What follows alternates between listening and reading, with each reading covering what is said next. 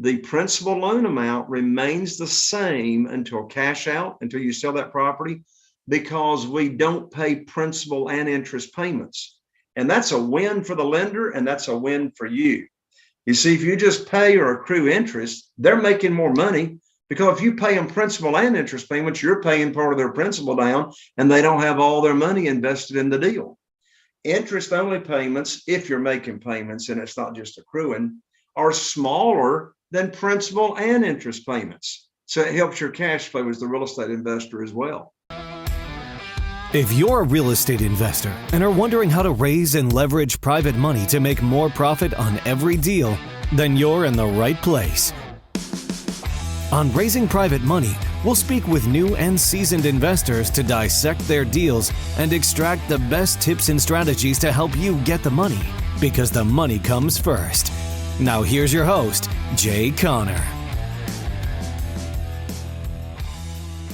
Welcome to the Scalable Real Estate Investing podcast, where we discuss the most scalable strategies, tools, and approaches to successfully invest in real estate. Learn how to make the most impact of your time, automate your real estate investing business, find off-market deals with minimum time invested, and leverage your capital to create as many income streams as possible so that you can achieve true financial independence. Thank you for tuning in. I'm your host, Mason Klement. Hi everyone, Mason Klement here. Before we get into today's episode, I wanted to ask you one question. Are you sick of the wild swings in the stock market and ready to try something different? Did you know that investing in stocks actually put you at the very bottom of a company's capital structure, meaning that there's practically 0% chance that you're going to get any of your money back in the event that the company files bankruptcy? So basically, you're putting yourself in the riskiest position for a questionable return. Personally, I hate the unpredictability and just waking up and having half of my investment gone when I didn't do anything wrong.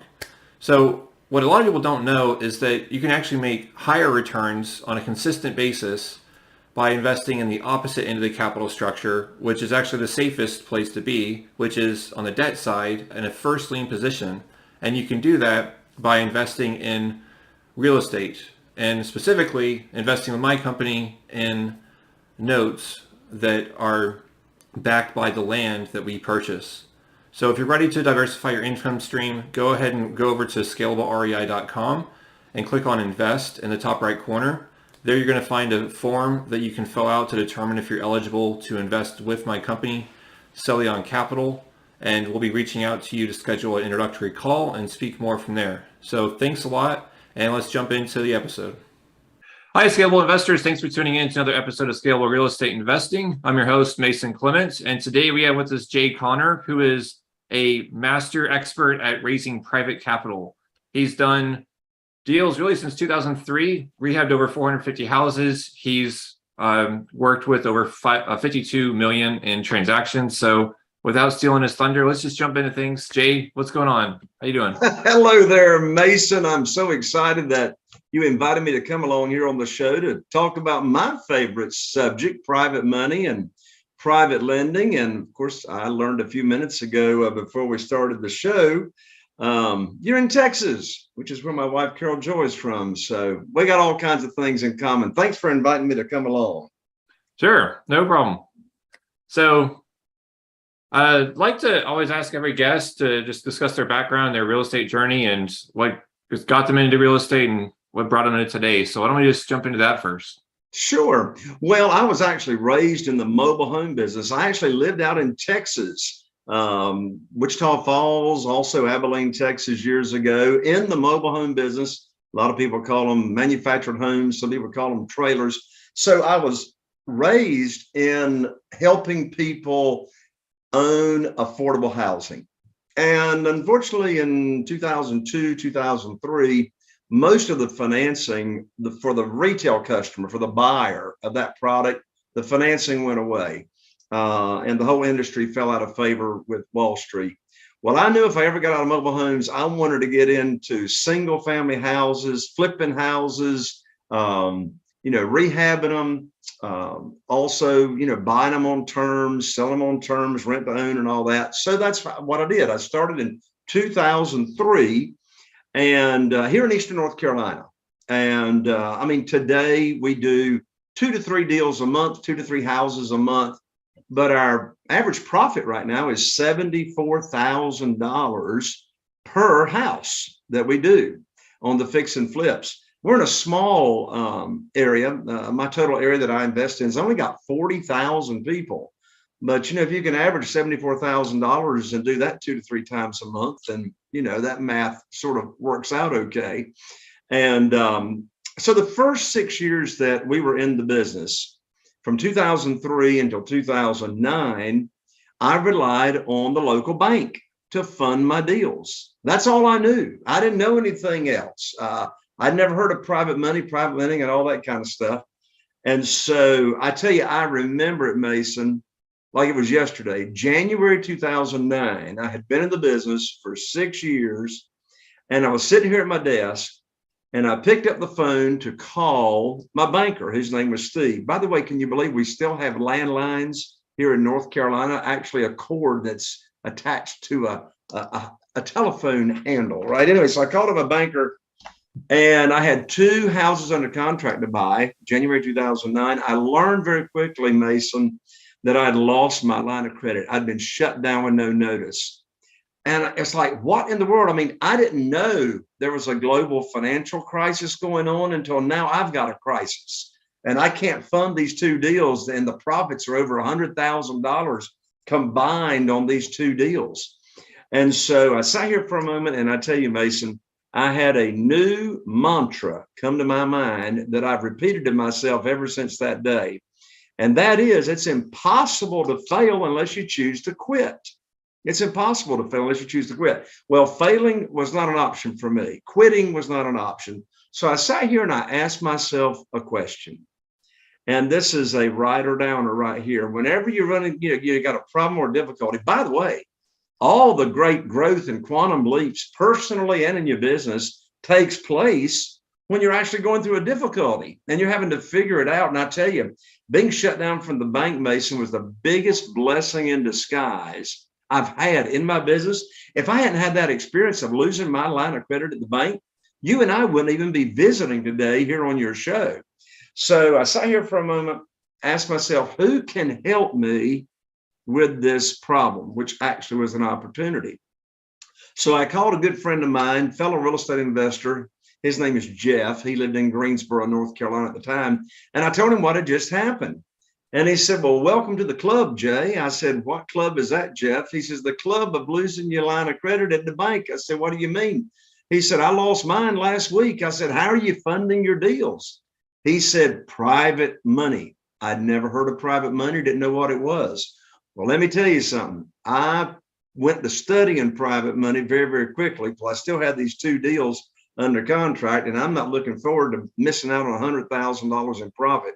So I learned what private money was. I put my program together, my private lending program, and I started teaching people that I know, people that I had some kind of association with. I started teaching them what private money, private lending was. I started teaching them about self-directed IRAs.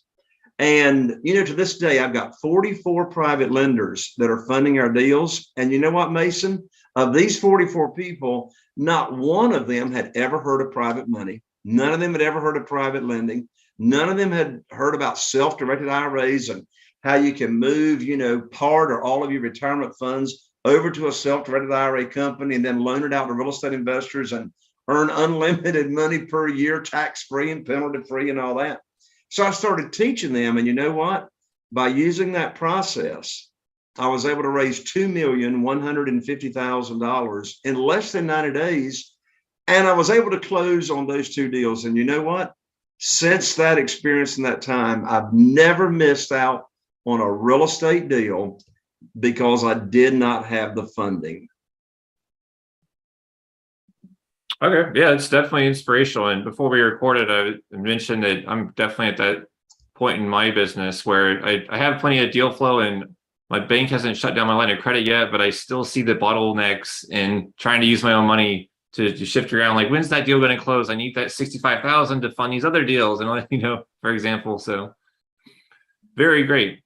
So in terms of like a typical deal you work on, it's still primarily fix and flip single family houses, or do you do anything else?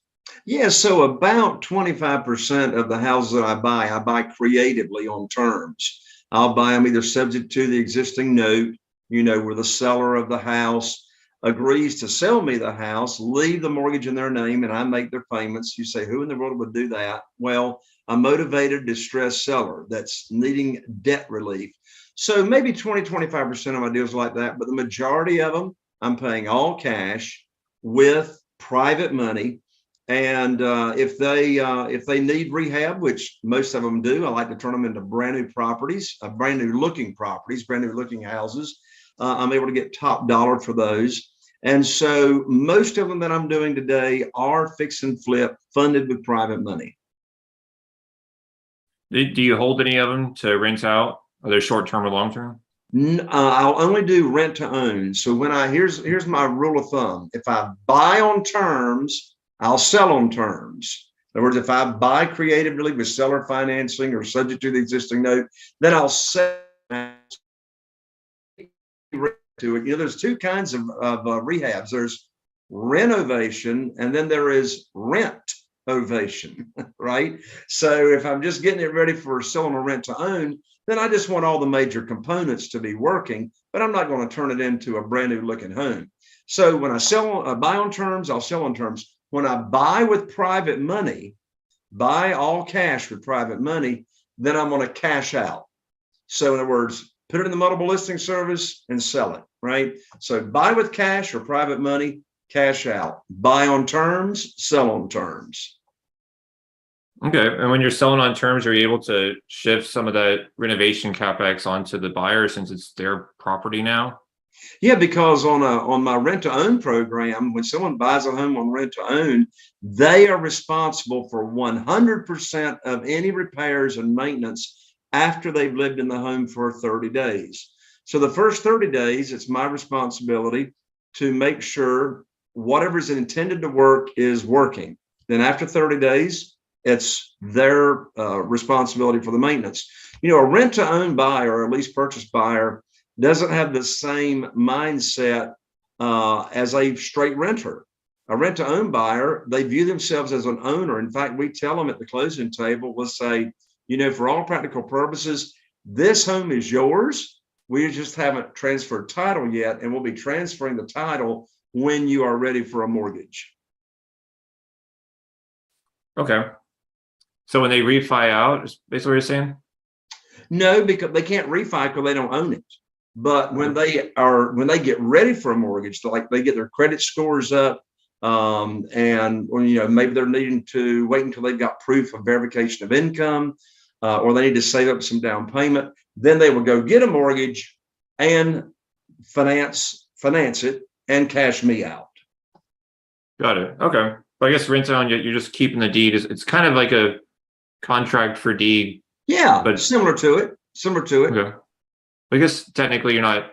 I know in Texas, my attorneys told me that's technically not allowed if it's like a straight contract for deed. But if you're doing a rent to own, maybe it's not exactly that, so you can get around that. I don't know if you know anything about that. Sure. Yeah. In Texas, a lot of attorneys in Texas will say you can't sell on rent to own. However, I've got a good friend named John Jackson. He's easy to Google and find. His expertise actually in Texas is doing rent to owns legally in Texas, and he teaches other real estate investors how to do it. But I've got a lot of friends in Texas that do a lot of seller financing, and they'll also sell with contract for deed as well. Okay, interesting. So we just hit on a little bit of the private money part of things, and I already discussed why I'm feeling I need to get private money lenders work in my business. But what point do you feel like an investor should start approaching these potential lenders? Well, here's what I preach and here's what I recommend. The money comes first. So there's always going to be deals. But what I mean by the money comes first is get the money lined up for when you're needing an all cash purpose. Now, I've got some friends that think otherwise. I got some friends that say, get the deal under contract, the money will show up. And I'm going, Where's the money going to show up from, right? I don't want the pressure. I don't want the stress of having a house under contract, and I have no idea where I'm going to get the money from. But if I've got the money lined up and I've got the money, what I call sitting on the shelf, pledged, ready to be used by myself from my private lenders, then how much more confident, how many more offers am I going to make? Mason, I never bought a house I didn't make an offer on, right? How much more confident, how many more offers am I going to make, all cash, knowing I've got a way to fund it and I do not have to rely on the bank? Now, by the way, when I talk private money, I'm not talking hard money. And I've got some really, really good friends that actually own hard money companies and hard money funds. I say establish just as many relationships with as many people as you can. But private money, hard money lender is typically a broker of private money. A hard money lender will go out and raise private money, private capital from individuals. Those individuals will invest in a fund, and then the hard money lender will loan that out, charge points, charge higher interest rate than they're borrowing. So they're making money on money.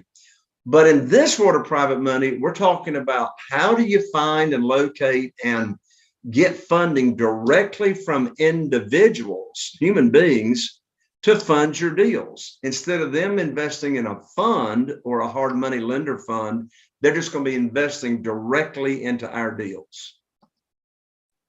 Okay. I was just thinking of it. Is it a kind of a benefit to them? Do you think that they would earn a higher interest rate by investing directly with you versus a hard money lender fund? Depending on who they invest with, they're going to earn about the same amount. So it comes down to who do they want to do business with, right? As I say, I've got a lot of people in my center of influence that have invested, with us, and some people tell me, some real estate investors will say, Jay, all my people are broke. None of my people's got any money. Where can I find it? Well, I'll answer that question when you get around to it, Mason. But, people that you already have a relationship with and they know you and they like you and they trust you, then they're going to want to do business with someone that they're already, know, like, and trust versus someone that they don't. And so being a private lender is a great way to be involved in real estate totally passively. A private lender doesn't have to negotiate deals, doesn't have to find deals, doesn't have to spend money on marketing, doesn't have to, if you're rehabbing, doesn't have to oversee crews, doesn't have to negotiate with general contractors, don't have to sell. They just sit back and earn high rates of return safely and securely. Okay. Yeah, that is my next question in terms of how do you first go about approaching private money lenders? Like, I guess, who is it? What do you say to them and all that? Because you can't just say, give me money. No, it doesn't quite work like that. First of all, let's start with the mindset. First of all, I've never pitched a deal. I hear real estate investors all the time talking about pitching a deal to a private lender or I've never pitched a deal in my life. I've never asked anybody for money.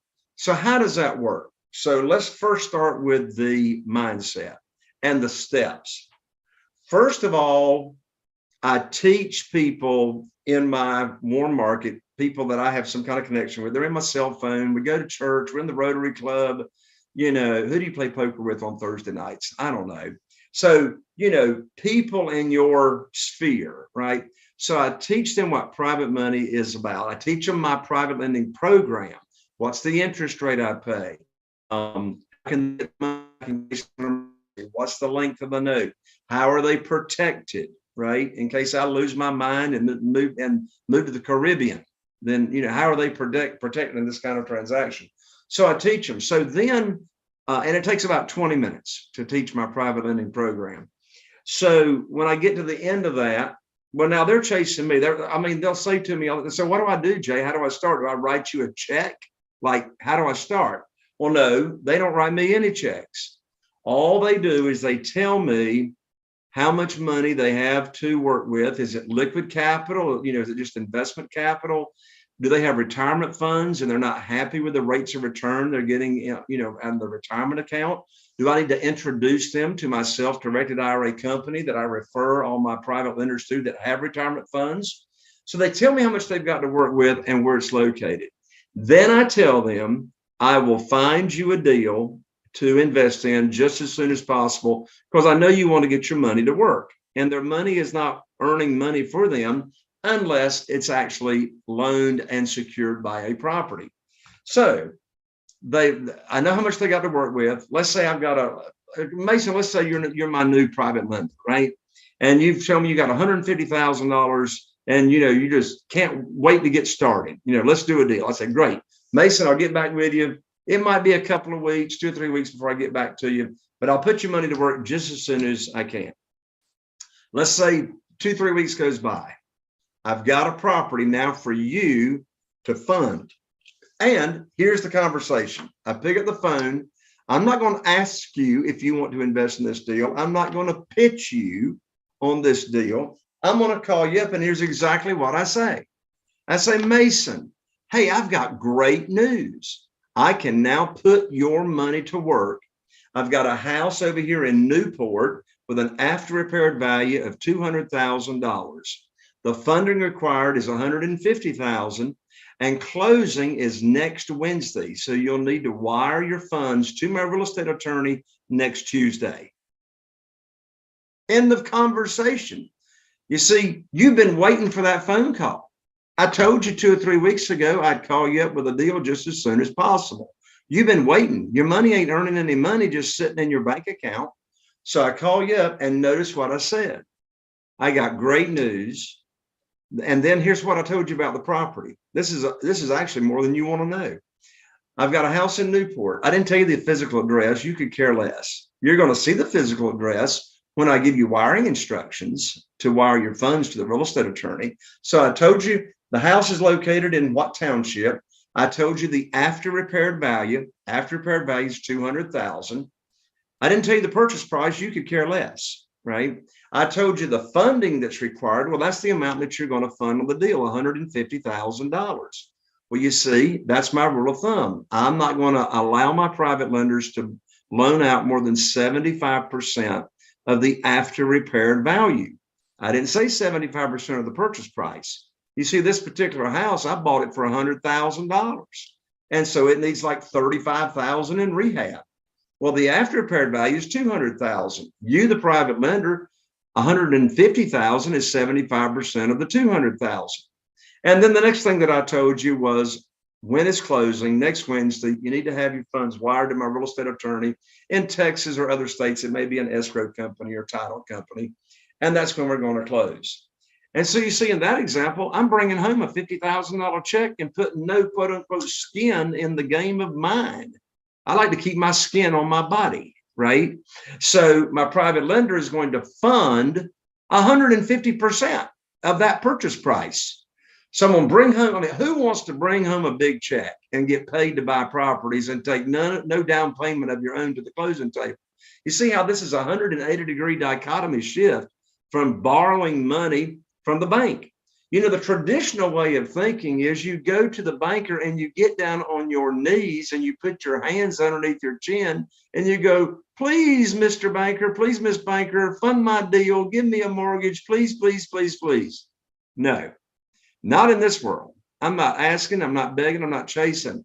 I'm actually giving people an opportunity to have a very, very high rate of return safely and securely. So there's a big difference in thinking about begging and trying to talk somebody into giving me a mortgage versus offering them a mortgage. So that's the mindset part, not chasing, begging, all that. You're teaching. They tell you how much they got to work with. You give them good news. You can now put their money to work. Now you ask, in addition to that, Mason, where do you find these people? And what do you say to them? Well, there's 3 primary categories of where you find private lenders. The 3 categories are your warm market, your expanded warm market, and existing private lenders. So where do you find them? Well, your warm market, these are people in your cell phone. They're on your email list.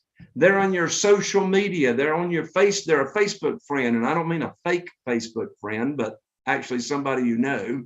They're in your Instagram, your Snapchat, your whatever, and so who you go to church with, right? Etc. And so you make your list. In fact, I teach my students actually how to go through the process of making your list as to who you're going to talk to. Now, are you going to go to lunch with them, or are you going to invite them to a private lender luncheon? I love leveraging my time. I've raised $969,000 in private money at one luncheon. I invited people to lunch. I paid for the lunch. I had my little PowerPoint presentation. I taught them the private lending program. It takes the same amount of time to teach 20 potential private lenders your private lending program, as it does one. So you're in your own warm market, right? Your own connections. The second category of private lenders are your expanded warm market. As I said earlier, sometimes people say, Jay, all my people are broke.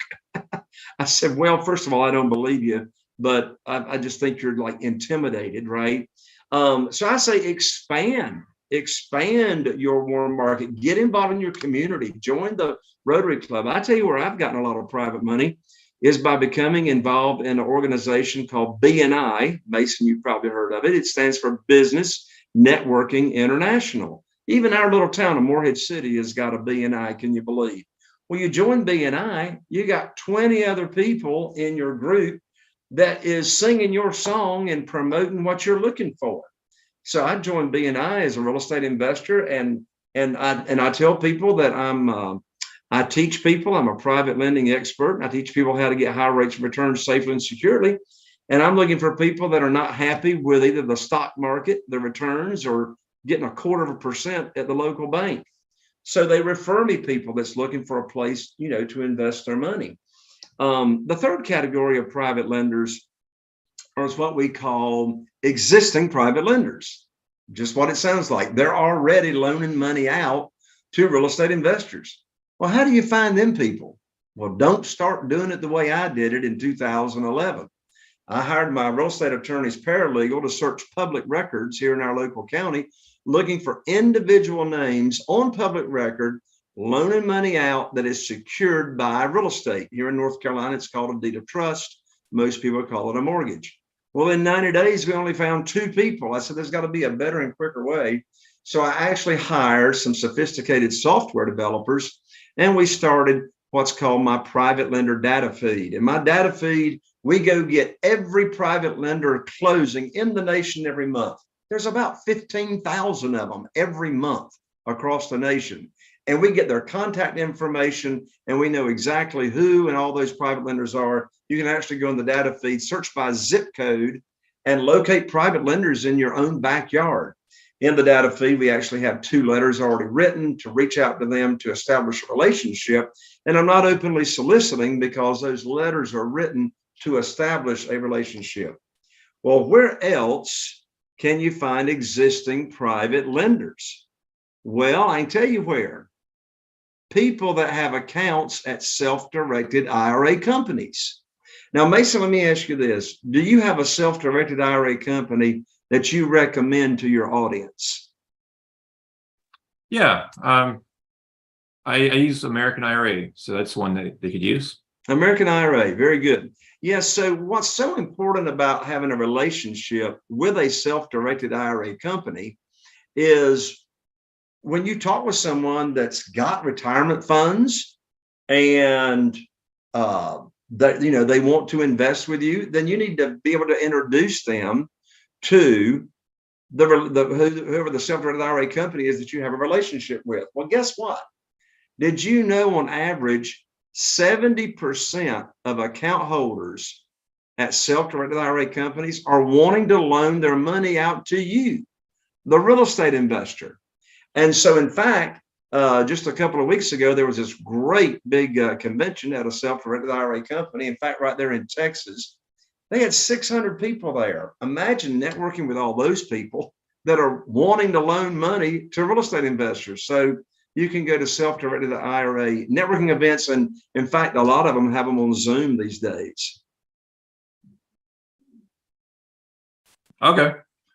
Yeah, that's really interesting. I think it's just a matter of changing your paradigm and lens of how you really see things. And starting to look in the correct areas.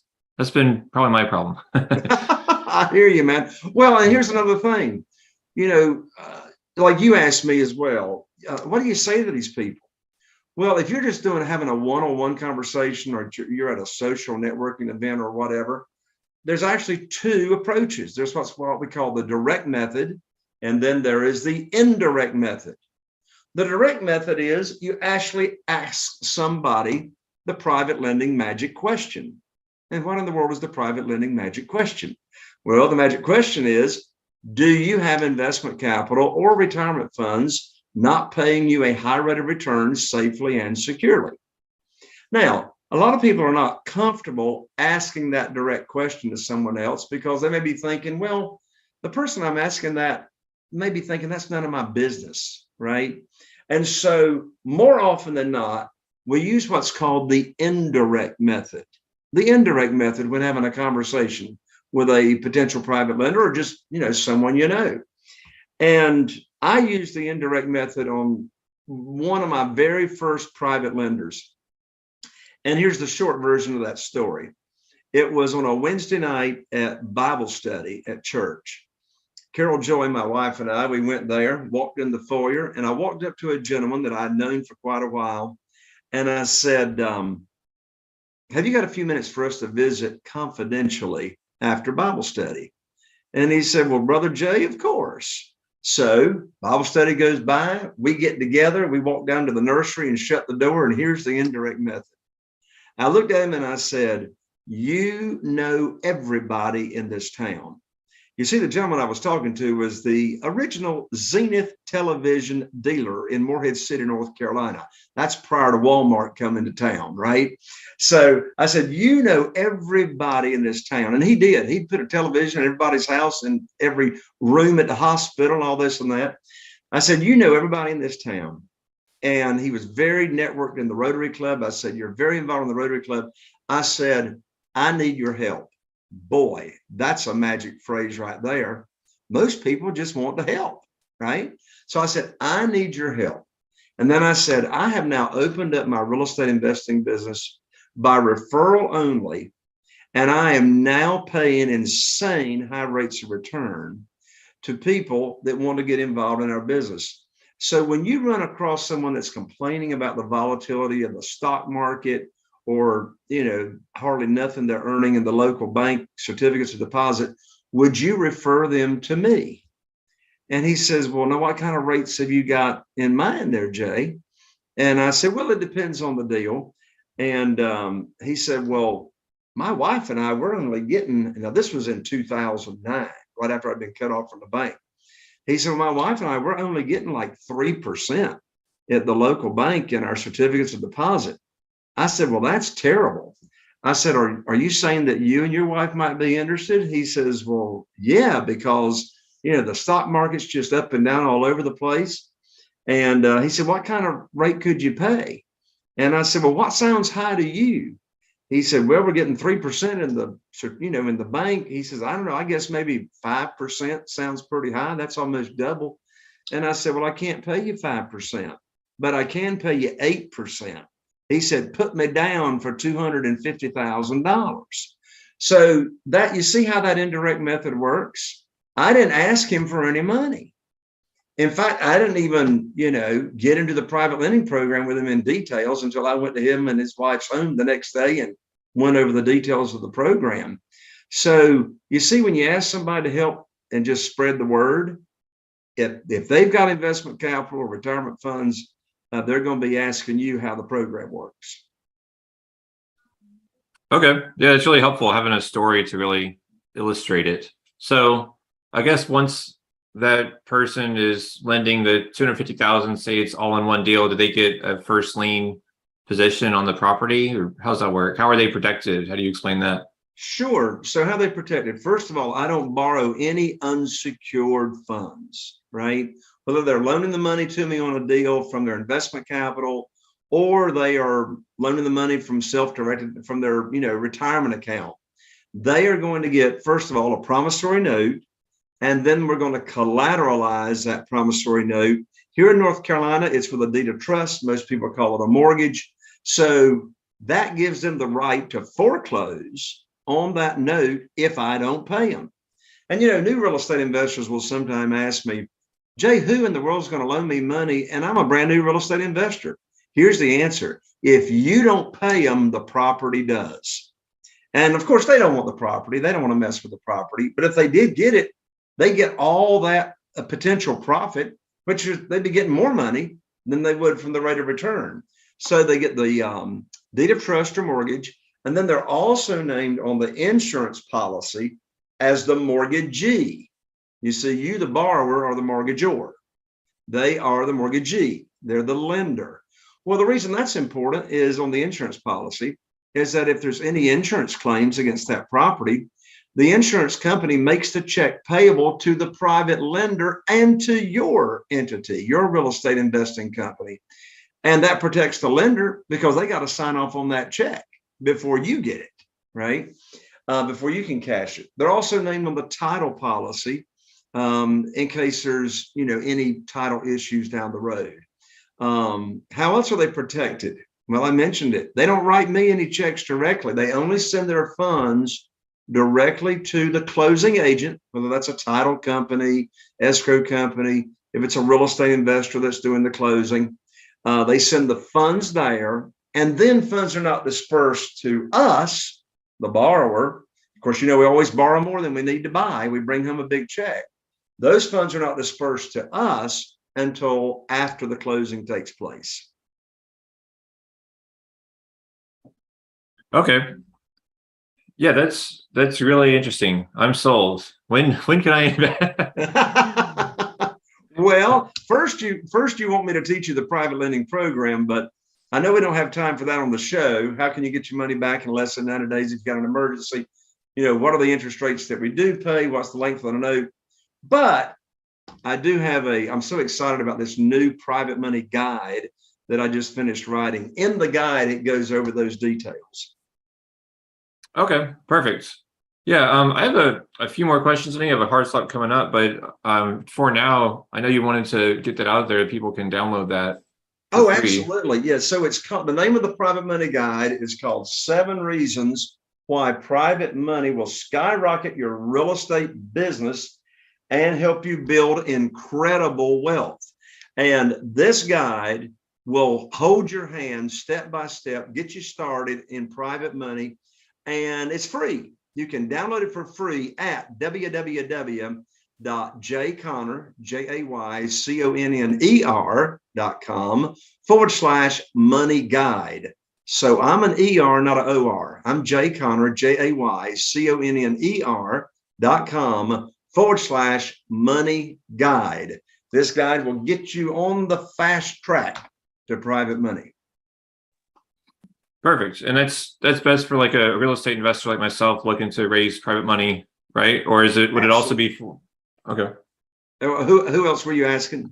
For the lender themselves, or is it really our job to educate the lender? Yeah, it would be your job to educate the lender. In fact, I'm in the process right now of writing another book that would be used for the private lender to be educated, that the real estate investor can actually hand out to a potential private lender and let the book be your business card, but I haven't quite finished that one yet.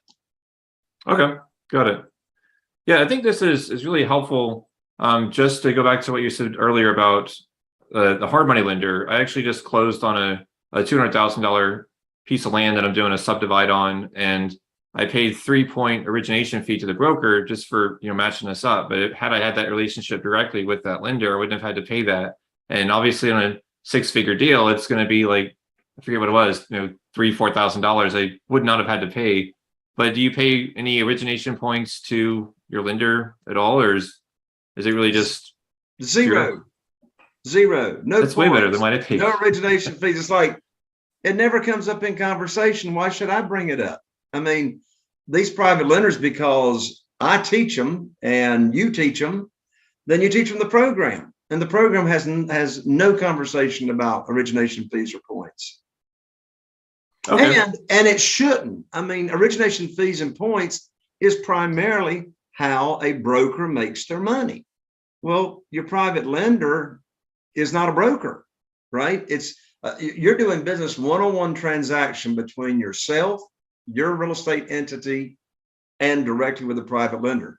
So there shouldn't be any broker fees and no junk fees and no documentation fees and no appraisal fees. Normally we don't even get an appraisal. We just work off of my realtor's comparative market analysis. Now, if my private lender wanted to see an appraisal, I would certainly show it to him and pay for it.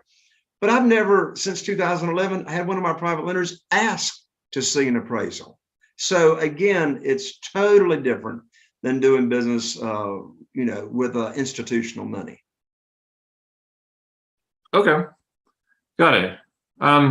So I know you mentioned going down, creating a list of folks to reach out to and joining local organizations, which it sounds like a great way to start really spreading your tentacles, so to speak. But are there any other ways that are like some of the best ways to get the word out? For example, like Google PPC or anything like that? No, you don't need to do that. I mean, you can. I mean, today you can legally actually, go out on the internet. But if you do that, you're limited to borrowing from accredited investors. If you notice, all the different methods I'm talking about involves networking, right? Either networking with your current associations, building your network. And when you do it from the networking standpoint, then you're not limited to accredited investors. I mean, I borrow from anyone that wants to get involved in the program. I've got my minimum right now is 50,000. It's just not really worth it for me to accept smaller amounts. My real estate attorney charges me the same thing to close a $50,000 note as he does a $10,000 note or a $500,000 note. It's the same work. It's the same documentation. So, that's why I limit it to 50,000. I can't use 50,000 to buy a house, but I can use 50,000 to rehab a house. And you can have more than one private lender collateralized, their note collateralized by the same property. You can have a private lender in first position that you use that money to buy the property. And then you can have a private lender in second position, such as that $50,000 note, and you use that money for rehabbing. When you do that, you want to use and calculate what's called total loan to value. So let's go back to that house example I had a moment ago. The after repaired value is $200,000. Well, I could have one private lender in first position at $100,000, and I use that money to buy the property. And let's say they didn't have any more to work with. I could have a second private lender in second position, a junior lien position, with $50,000. So I got one note at $100,000, a second note at $50,000. Add them together, that's $150,000 from both lenders. Take the $150,000 and divide by the after repaired value of $200,000. And so therefore my total loan to value is still not exceeding 75% of the after repaired value. Okay, why do you use the 75% as a threshold there? Well, for a couple of reasons. First of all, I want to give a large equity cushion to the private lender or private lenders in case there's a downturn in the market from the time I buy it to the time I rehab it to the time I sell it, right? So prices of homes could come down 25% by using my criteria before you cashed out the private lenders, and you can still make them whole just by selling the property instead of having to dig in your pocket and make up the difference of the amount of money that you borrowed. So it just gives a nice large equity cushion and just keeps everybody safe. Okay, that makes a lot of sense. And I guess one of the last questions is there any reason that private money lenders may not want to lend you money? Well, yeah, we've sort of talked about it on the other side of the coin. First of all, they don't trust you. Okay. Sounds reasonable. Regardless of your program, unless they trust you, then they're not going to be doing business with you, even if you're giving them collateral. So how do you get people to trust you? Well, it's hard to trust someone unless they are coming across confident about what they're talking about. So you build trust and credibility by knowing your program backwards and forwards. Just duplicate my program, the interest rate, the term, how they're protected, et cetera. As far as frequency of payments, I let them choose. We can structure some deals where we don't make any payments. And they just We cash them out. They get all their principal loan amount and the accrued interest while we held the money. Right? You got to come across as you're trustworthy and you know what you're talking about. And you're going to know what you're talking about once you understand what the talking points are of the private lending program. A lot of people are not comfortable loaning money out unsecured. I mean, you can, and it's legal, but I wouldn't do it. So they're going to feel, comfortable loaning money even after they trust you because you are giving them a security. So why wouldn't they loan you money if they don't trust you? If you're not giving them security, and they may not give you any more private money unless you make your payments on time. So you got to do what you say you'll do, right? But those are the two main things. Having a program that gives them security, makes them feel secure. And the three main reasons that they're going to loan you money is, number one, they're going to make a lot of money because you're paying in very, very high interest, to them. The note that they're doing is safe and secure. It is secure because we're securing it with a mortgage or deed of trust. It's safe because it's a conservative loan to value at 75% of the after repaired value. And another big reason that they're going to loan to you is because they don't have to worry about the volatility in the stock market. You see, here's a rider downer. The principal loan amount remains the same until cash out, until you sell that property, because we don't pay principal and interest payments. And that's a win for the lender, and that's a win for you. You see, if you just pay or accrue interest, they're making more money because if you pay them principal and interest payments, you're paying part of their principal down and they don't have all their money invested in the deal. Interest only payments, if you're making payments and it's not just accruing, are smaller than principal and interest payments. So it helps your cash flow as the real estate investor as well. Okay. Yeah, it actually lowers the monthly payment there. That makes a lot of sense. Okay, I know you have a hard stop coming up, so I think this has been extremely helpful. So you've already mentioned jconner.com/money guide. If folks want to download that guide, is there any other way that you want people to contact you if they want to learn more about the programs or anything else? Well, you know what? They can go to just jconner, JAYCONNER.com, and go to my main website there, and I have resources and tools available. And believe it or not, Mason, we actually pick up the telephone in my office when somebody calls us. So feel free to put in the show notes my phone number, 252-808-2927.